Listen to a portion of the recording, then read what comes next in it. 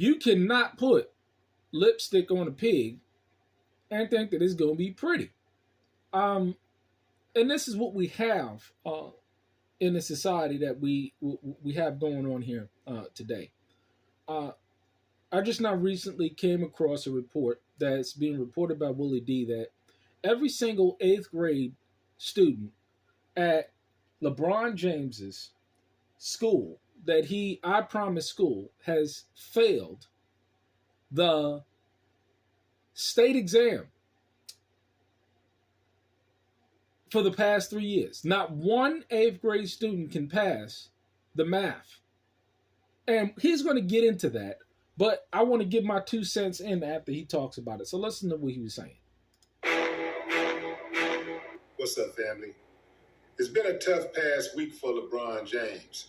His son, Bronny, collapsed during a basketball practice and had to be rushed to the hospital due to cardiac arrest.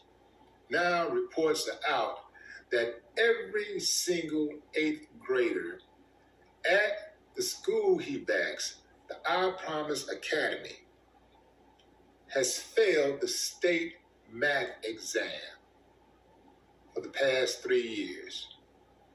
Every single one. Not one eighth grade kid passed the state math exam. Now he's going to get into this. How is that even possible? We're going to get into that. The school was experimental to start with. They went and got a whole bunch of low-performing, low-income, at-risk kids, and the goal was to turn them around and bring them up to state standards. Mm-hmm. That's a tall task, man. That is a tall task. You have to consider where these kids are coming from also. You see? And see, the idea is that you can build a nice big school. You can throw all types of money at it. But if you don't deal with the source of the problem, if you don't deal with the environment in which these children have to go back to on a daily basis, the problem is that you can't put lipstick on a pig. You can't gloss over something and think that you're going to put bells and whistles on the school and think that you're not going to, and think that you're going to solve this problem where the problem is at home. You're dealing with a lot of children so think about it like this. If someone is on an eighth grade level or claiming to be on an eighth grade level, do you think that their math and science and all of these other skill sets is really on the eighth grade level? Do you really think that they can pass? And see, this is confirming that even though they're in eighth grade, they can't pass eighth grade math. Eighth grade math.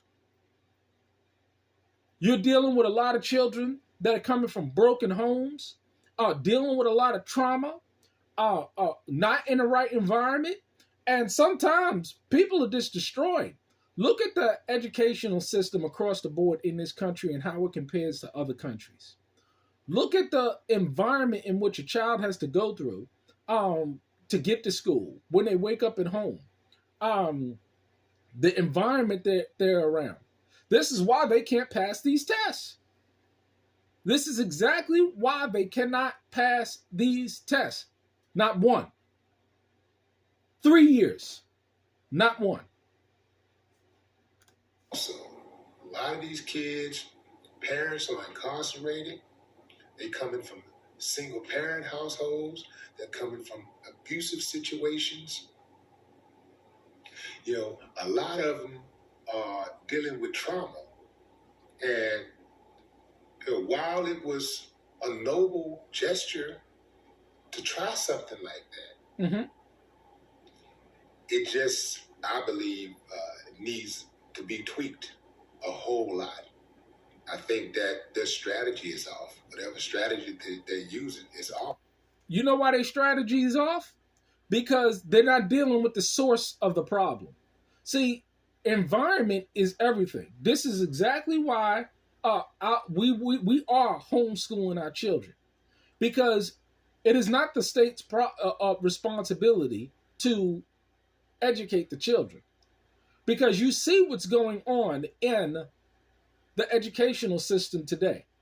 Just because somebody's in 10th grade or 11th grade does not mean that they can pass 11th or 10th grade material. It does not mean that. A lot of these children, they're failing, they're going to continue to fail because the foundation in which they were built on was crap, was total crap. And you're trying to take failures that were all types of emotional abuse, physical abuse, trauma, neglect,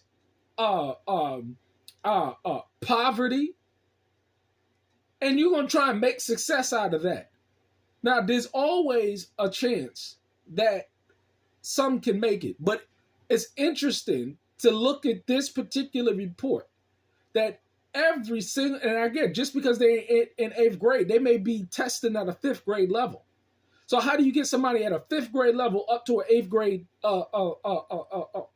curriculum where they can pass a state 8th grade test? You can't. You can't. There has to be a complete transformation of that person's life, socioeconomically, for them to even have a shot at this taking place. Every single student. That's embarrassing. But you can throw all the money in it that you want. What's broken is broken. And you're not going to fix it. Look at this. The parents absolutely have to buy into this. You can't just turn the kids over to the school and think the school is just going to fix everything. It has to be reinforced at home. They spend more time at home than they do at school. And if the parents or the guardians are not reinforcing what the schools is trying to do, then it ain't going to work. And really the schools should be reinforcing what the parents and the guardians, who's ever over those kids at home, should be doing.